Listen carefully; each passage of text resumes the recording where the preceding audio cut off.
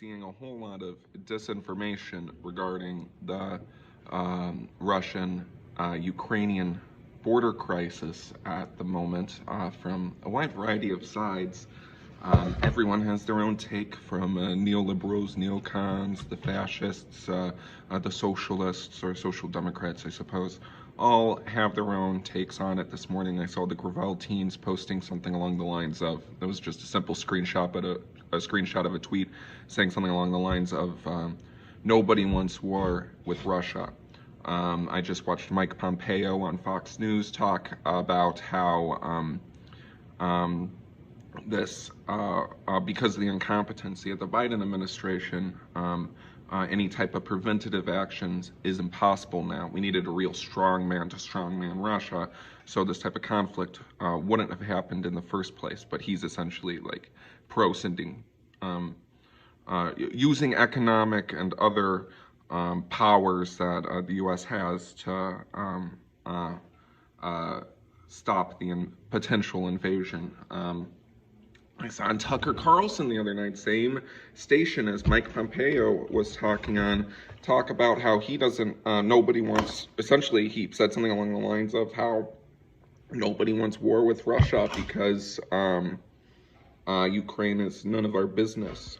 His argument got into more, I'd say the fascist argument of getting more, the Putin argument as to why Russia rightfully owns at least part of Ukraine. And I'm throwing this all out there, and it's pretty clear immediately that none of this is simple. A lot of this has a lot of historical context behind it, and requires an understanding of different political sections in order to navigate, because anything with Russia involves a lot of disinformation or misinformation, which from basically every side.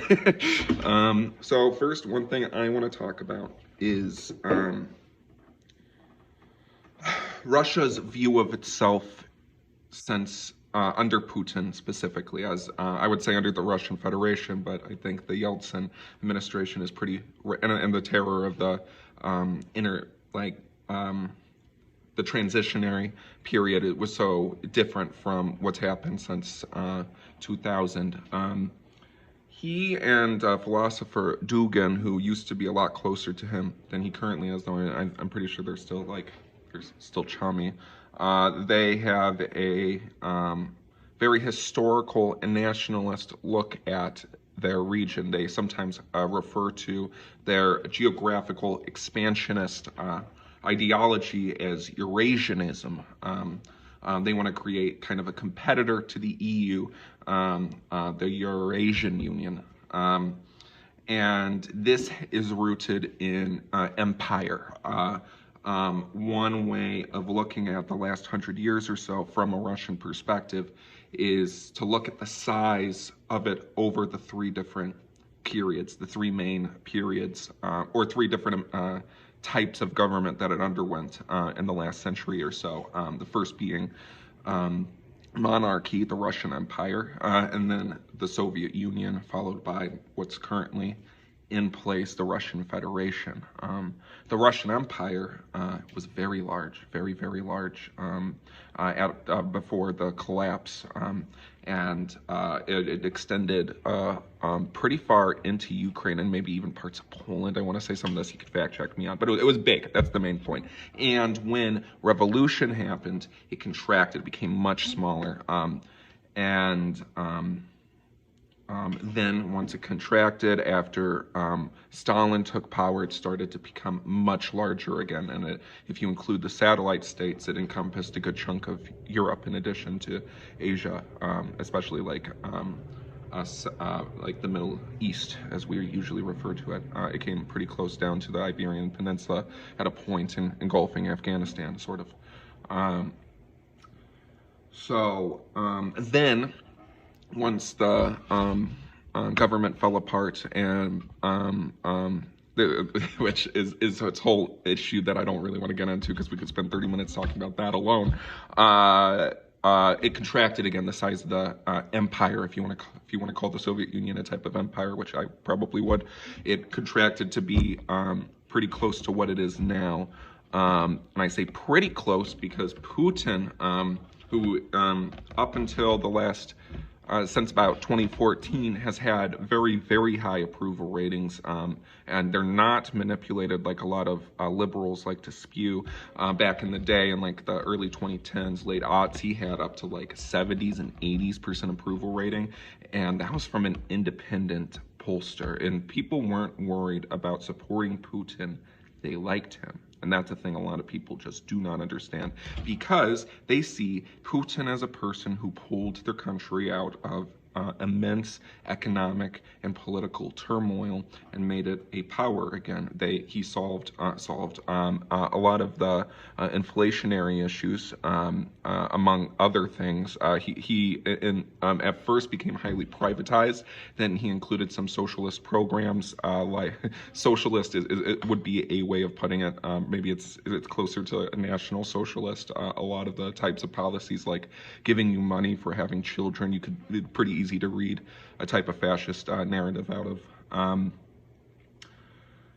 So people genuinely liked Putin, and he very much admires, and the people at large very much admired, two people which should worry the West in general. One being Stalin, and the other being Ivan the Terrible. Those are two figures that have routinely shown up in most admired figure in Russian history polls. And again, I want to stress the Levada Institute, which does a lot of those polls, or did. I believe they don't anymore quite as much.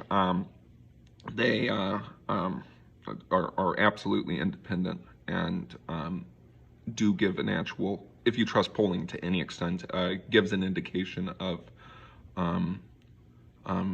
some of the mass populace's opinions on some pretty important issues.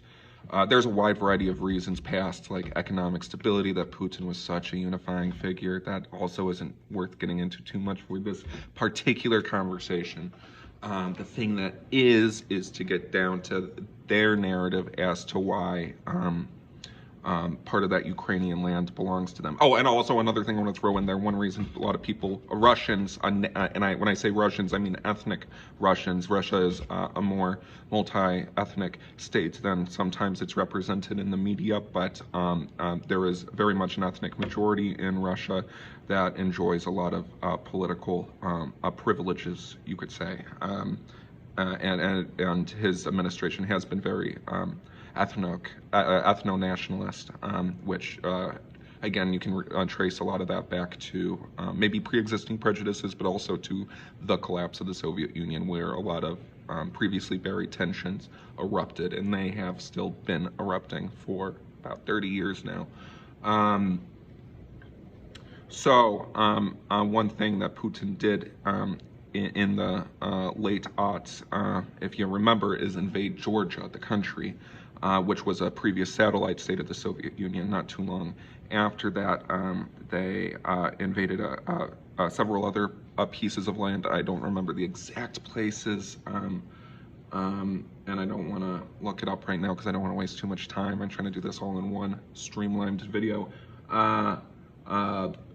But that they tried to do that again in 2014 with Ukraine, because they believed that they owned that land, and they created a civil war there that's existed for a long time. On the eastern side of the country, about 20% of the population are ethnic Russians, which is part of the reason they believe that land belongs to them. One common nationalist argument is that what makes a people is a language. Obviously, you could poke a lot of holes into that, but that's their guiding principle. And they're rooting it back into history, too, which is extremely important to Putin and his administration and his legacy. He famously said that the collapse of the Soviet Union was the greatest geopolitical catastrophe of the 20th century. And he wasn't referring to the ethnic conflict that erupted. Maybe he was in part, but he was more referring to the collapse of their power and their size of their nation, of which Ukraine was a part of it. And previously, another common Russian nationalist argument for the seizure of Ukraine is that the capital, Kiev, was the original capital of Russia back in the 1400s. I took a Russian language class, and my teacher, Yelena, once told me that, I brought that up because I was curious, and she said, no, that's not true. That was Rus, not Russia.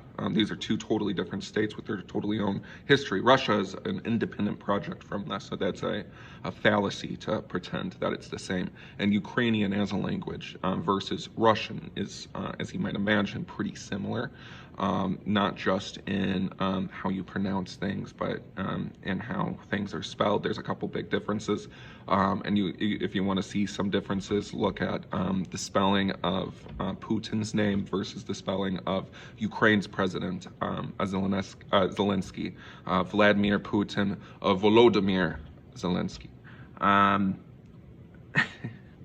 There's so much here again. Sorry, there's so much history to unravel here as to why it's erupting in this way and now. In this context, I think is pretty important to keep in mind with this, as a lot of this context isn't going to be brought up because either people don't know it or it's not useful for their political argument. And that brings me to another historical element to this particular conflict, which goes back 100 years, maybe more. My Russian history knowledge is somewhat limited, but I think I'm hitting more of the main overview points in the last 100 years. I think it's a good enough sample size. One common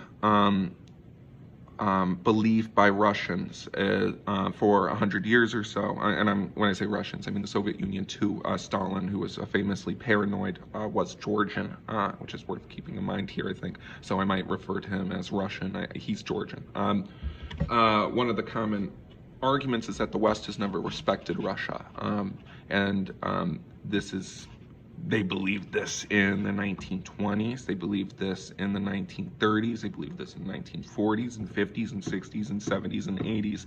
In the 90s, when Yeltsin's campaign was helped by Clinton financially, it seemed like, and he sent out ad people. There's a weird story here. Jeff Goldblum played one of those ad people in a made-for-TV movie called Selling Yeltsin, I think. After Putin came back in power, one of the reasons Yeltsin, who was one of the most derided presidents of all time amongst the populace of Russia, they believed that, and correctly in many of these cases, that the West was poisoning them in a way through Yeltsin and the types of policies, austerity policies, which the West has routinely imposed on countries whose economic models are separate from their own. Was coming from them and not from actual Russians who are supposed to be running the state. And there's this suspicion of the West in a lot of the way they pose these arguments. Sometimes there's a lot of reason to believe that suspicion, like it's founded suspicion. In the 1920s, for instance, and 30s, the Soviet Union as it was forming was not only not recognized by major Western nations like the United States until the 30s. The United States was the last, I believe, 37, and didn't recognize it till as a state. They helped create civil war as World War I ended. A lot of the Western nations, I believe France in particular, really blamed Russia for why the war took so long. They collapsed into civil war instead of maintaining their the goals that they had agreed to as allies. One thing that Lenin rode into power on was running as a defeatist. He wanted, him and the communists, or the Bolsheviks, wanted to walk away from the war and thought that that might be a unifying position, which it turned out being. And when they weren't recognized, Lenin and then Stalin, they treated the West with a lot of suspicion because they constantly undermined their efforts to grow as an independent nation. Russian history is filled with moments of Russian leaders wanting to carve out their own path that is separate from the West's. I throw this out there because this is the argument that Dugin presents, again, that philosopher who's very close to Putin for a long time. And right now there's a lot of suspicion of the West regarding NATO, because if, again, we look back at geographical territory over time, which is how Putin, Dugin, and other nationalists look at history generally, you see NATO expand to the east since 1990. And Russians,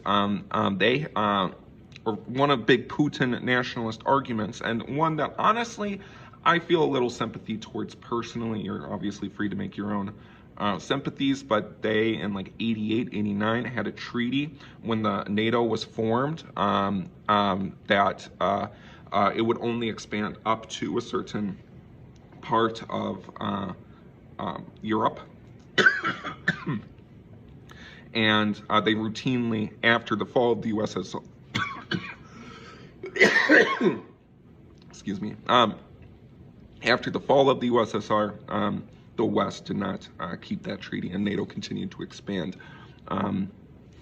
Famously, they bombed Yugoslavia and led to the destruction of that nation. I mean, like Milosevic was also like a fascist who was riding into power and genociding. So it's kind of complicated as an issue, like this one becomes, because we're on right now. NATO, I believe they recently either started proceedings to allow Ukraine to become a part of NATO, or that happened in the last few years under Zelensky. As I believe one of his big campaigns was to get Ukraine into NATO. If you do that, you get a certain types of benefits as a nation, and economic security. I think better trade deals, among other things, which Russia's opposed to because they're big trading partners in part. And if NATO or the EU, I think it's actually the EU I'm talking about, that which would then encompass NATO to an extent. I think NATO expands with the EU, I'm not 100% sure of these mechanisms.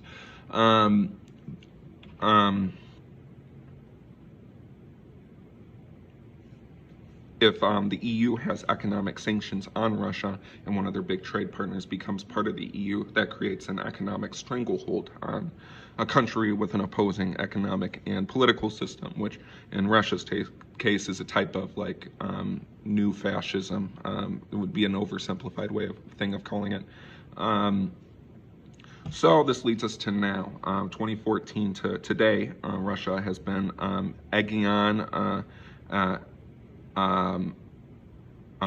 ethnic Russians to join to their cause, which is pretty easy. They routinely take second place in Russian elections, so they got 20-30% of support, or of like Russian nationalists, ethnic Russians who are predominantly Russian nationalists in Ukraine.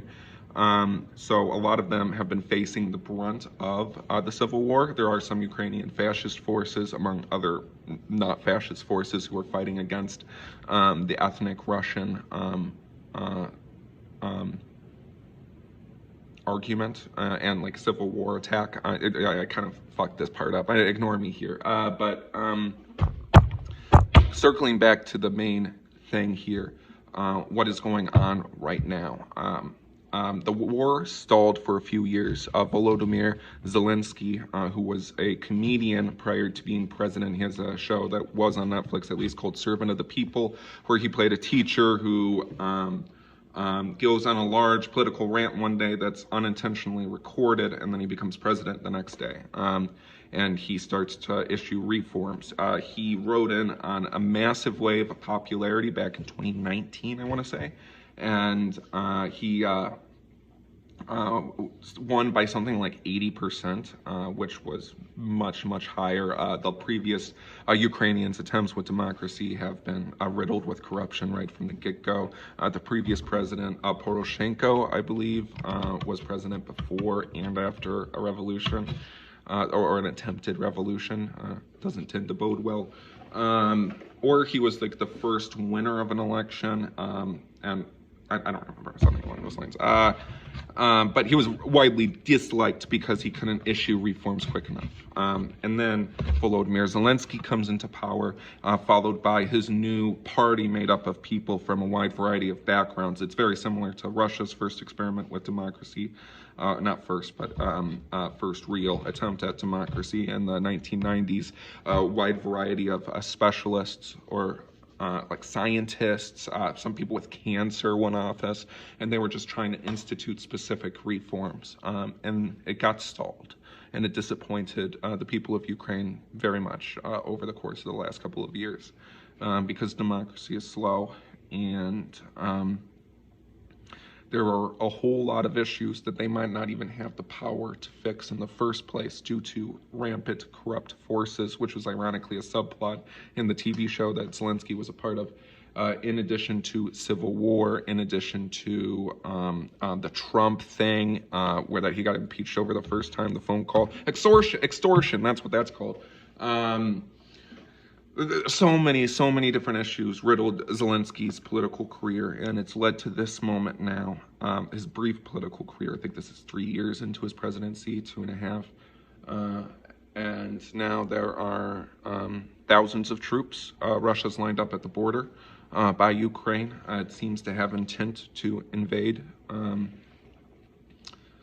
Yeah, and everyone has their own argument about what to do. One argument I see socialists and fascists say, liberals are saying, I'm not paying too much attention to liberals, so forgive me, but I don't really know what they're saying right now. I'm assuming nothing good. These guys say they're asking for war. Neocons, I just saw Mike Pompeo again. He definitely, on Fox News tonight, he definitely seems like he was ready for it. Tucker, of the fascist argument is to be against the war, not really because Tucker Carlson is like an ethnic fascist for sure. He's definitely like a white supremacist, and he does idolize a lot of the type of state Putin has created. And why would he want war with them? It doesn't. There's no real gain there. The good war for him would be with China. If this whole problem was with China, I would bet anything in the world Tucker Carlson would be like, let's do it. Let's get it on. In fact, in his segment he had the other night on this, he mentioned China a handful of times and talking about they're the real threat. The socialist response is no war. That's typically the socialist response, or social democrat, if you want to be more specific. I don't know how many socialists we really have in this country. And I saw the Gravel teens post that on this morning. So I want to unpack some of these arguments too a little bit, and where I think a real nuanced position is on this. Which is basically the real response here is that there's no good answer as to what to do. I mean, I don't know if any of you have been following what's been going on in Belarus, but Putin's soldiers are in there too right now as more rampant oppression from Lukashenko's happening, and it has been happening for like 30 years, but basically there's a military buildup starting to form along the eastern side of the EU. And that sounds bad in my opinion. I think one thing that would make it, you see, it's tricky. I don't know where I stand on this about what to do. I don't think we should have war because war's bad, but what if, I think of Nazi Germany, I guess, the last time a real ethnic fascist with considerable power and manpower was in power, where they built up troops, they put them at a border, they invaded a country. The invasion of Poland was very fast. And that's been how a lot of the invasion of Georgia was also very fast. If they tried to just push their troops through, they might be able to. Unless there's a whole lot of soldiers, predominantly Americans or Europeans on the other side. I mean, that sounds like World War III. And I think we basically have to not do that if we can avoid it. But at the same time, if they just start steadily gaining territory without much opposition from the West, that tells them maybe they can go farther. And they probably will. One thing to look out for is Putin's second term of his second 2 terms is done here soon.